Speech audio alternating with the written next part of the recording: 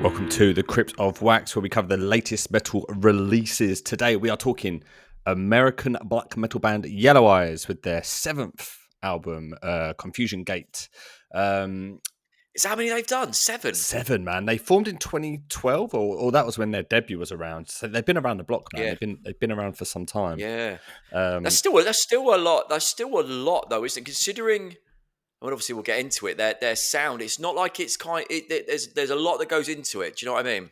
Yeah, it's not your typical simple kind of black metal. It's very well thought out, isn't it? Very Yeah. there is a lot that goes into it. But yeah, this is the seventh album. Just I guess previously, were you a fan of Yellow Eyes, Mike? Did you know much about them? Do you know what? I haven't really listened to much of them. I've listened to that band, Eustalos, which has I think the guitarist in them, Yeah, which I really like. Quite a lot of similarities as well, musically. yeah, But no, I've never really delved into it. Can I be honest? The name really yeah. puts me off them. It's not the best name, but It's you know when yeah. you've gone past that. I haven't got past it. Oh, you're going to sign off. You're out. I mean, the thing is, I think it's essentially it's a color and a body part is the Yeah, name, isn't I it? guess You it's know. kind of like jaundice, when you get like the yellow eyes. Yeah. I know that you could, there's something behind it. Yeah, I can see that, but it's, it's almost, it's not essentially far off of like red nose, is it, or blue hands? It's Purple bell. Uh, shoulder, yeah, no, I guess you're right. purple helmet. Purple, purple helmet, yogurt slinger. So this is a what a great start to the to this album review. So this is a sort of follow up, but slash.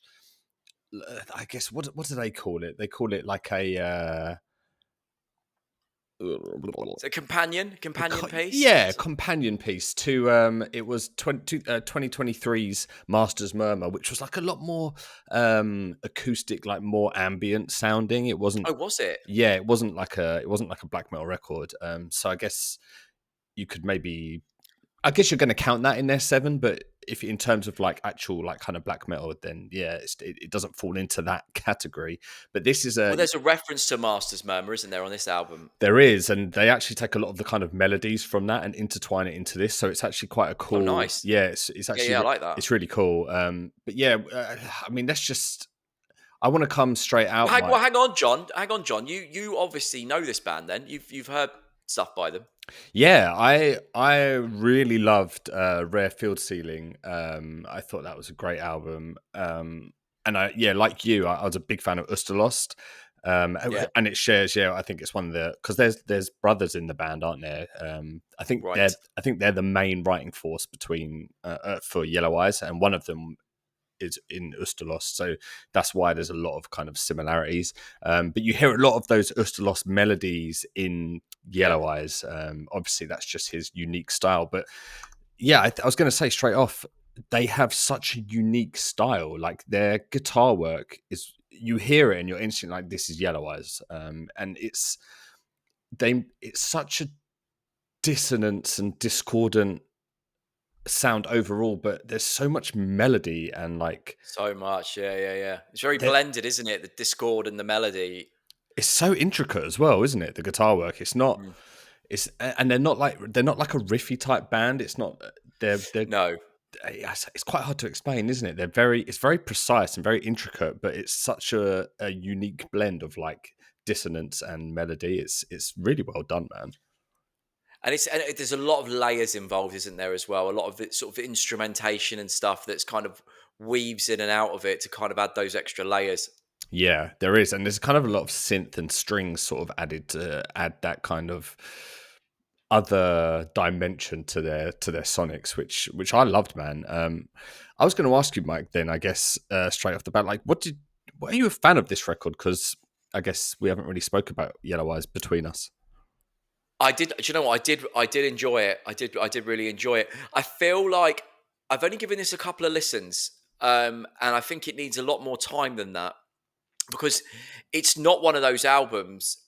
As you said, there's no riffs really in this. There's not necessarily an immediate like track to go to. It's hard to pick out a favorite because there's not so much that stands out on an individual basis. It's more just kind of the sound of it as a whole Yeah. than anything. Yeah, you're right, and I can confirm with subsequent listens, it just elevates and elevates and elevates. I've probably done this, I don't know, upwards nearly 10 times. Really? Yeah, and with every listen, it gets better, and you do start picking out those kind of like quote unquote riffs.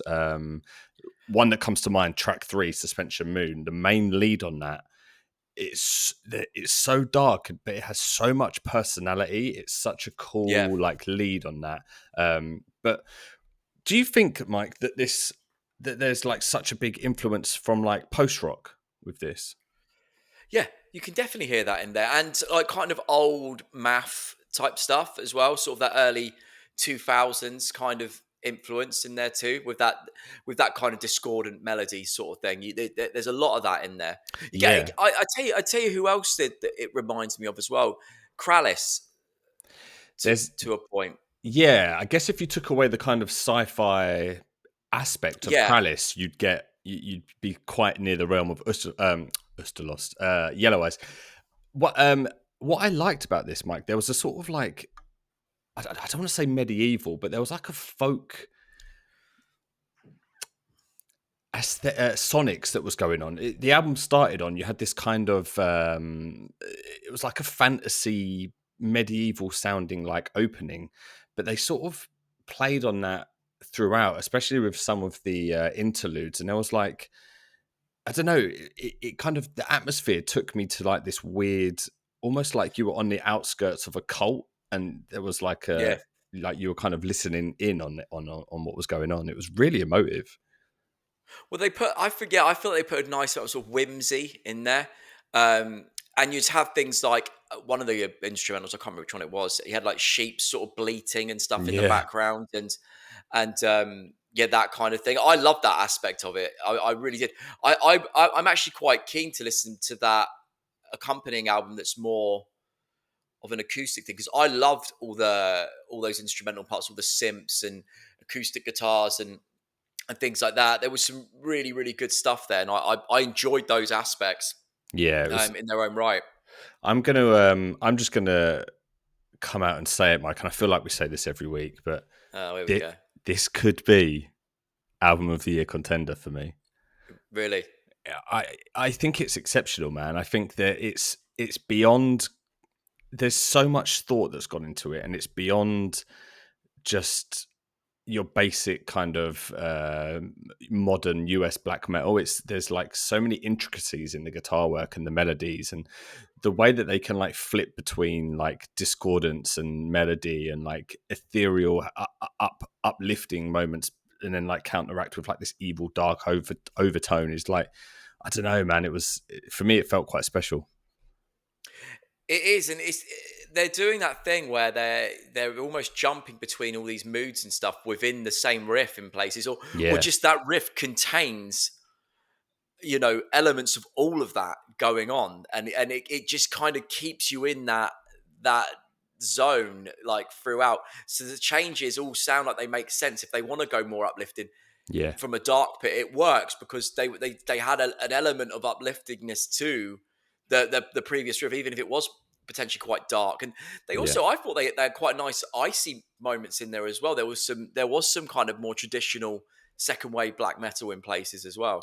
Yeah, there was not as traditional as like you know, the really old kind of, but yeah, that you can hear No, that, you can definitely hear yeah. that like that placement. Yeah, I think what you said is good, like a good point. Like even within the riffs contained, they can flirt between like uplifting and evil, and Mm, then I think it never feels jarring when there's like a quite an uplifting segment, because it is all within the sound, and then yeah. likewise when they have quite an evil segment, it like it works, it just works really well because there is that balance throughout, even on a shorter level between the riffs. um did you have a standout song, Mike, or was it not that kind of album for you? It wasn't that kind of album. I did write down track 8, Scent of the Black Mud, or Scent of Black Mud.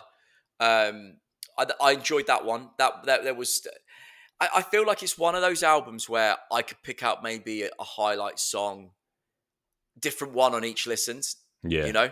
yeah, Um, but I really like that one actually had the the riff when it kicked in, it was sort of kicked in over like a double pedals, and I felt like the riff was a bit more second wave black metal. It was a bit more. It was quite simple in comparison to other stuff, and it was just sort of hitting those kind of notes. It was, yeah, it was a really good. It was a really good album, man. It was. I mean, I feel like especially what you're saying. I think I do need to give it some more time as well to really I let it yeah, kind of I wash over me. I thought you'd be a lot more up about this album. I think, yeah, give this way more time, man, because I think it will potentially be up there in your list as well. That track 8, the scent of black mud. Um, for me, that felt more like an Ustalos sound. Like the Yeah. leads in that did have that kind of more traditional black metal with that kind of weird edge on it. I feel like that song was maybe not the more obviously overtly evil song, but there was a bit more No, it definitely darkness felt to that darker. track. Yeah, it was definitely Yeah, felt darker. Yeah. Um, I actually I really enjoyed the all the kind of more kind of shorter instrumental pieces on it as well. I loved all yeah. of that. Yeah, track the third one, the entrance, track 9. I thought that was amazing. It was like a really discordant, but it was just like oddly Yeah, beautifully written melodic guitar that was yeah, picked between it, and like the balance that the two guitars had together was just it was pretty exceptional songwriting. yeah. And you had like the bell and all that sort of stuff going over there, didn't you? As well, it was really cool. There was Um, a lot of bell throughout this album. Did you notice there was a lot of like bell? Yeah, a lot of bell ringing and kind of I that did, kind but of not. I didn't otherworldly. notice it like all the way throughout. But I mean, it was definitely quite at the forefront when it came in on track 9. Talking about the kind of whimsical stuff as well, the very last song, Confusion Gate, it was like the last couple of minutes that it sounded like they brought in some sort of wind instrument. It was Yeah, quite background, so you couldn't really make out what it was, but that added a lot of that kind of folk sort of element to it. I thought it was a really cool ending section to that song and the album. yeah, it almost sounded slightly out of tune as well, that last bit, which I really enjoyed in a Yeah, weird way because it just, and it wasn't, but it was just added to that discordance. Like, that's for me, like the main takeaway. Like, if I was to sum it up in like 3 words, it'd be like discordant. go on, Okay, discordant, go on. Yeah, you melodic, got the first one. Yeah, discordant, melodic, music. and music. And that was still 4 words because you had and in there. So talking about that discordant thing, John, that you said so well. Yeah, Um, track 7 that had like a bagpipe sort of thing that then it did. I don't know if it was bagpipes, but it sounded like it, and that was sort of going into a discordant note, and then we'll sort of come back in as well. It was, as you said, a theme throughout the album It in was. 3 words. Yeah, yeah. Listen, I love this album. I think like 100%. If you're listening to this and you haven't heard it yet, you have to go check it out. There'll be a link to it in the Bandcamp in description. But let us know what you thought of it, because yeah, I'll be keen to know where it stands. If it kind of works its way into your end of year list. But if you like what you heard, give a like and a subscribe because we put out videos every Wednesday and Friday covering the latest metal releases. But yeah, let us know and we will catch you in the next one. Oh, we'll catch you in the next one.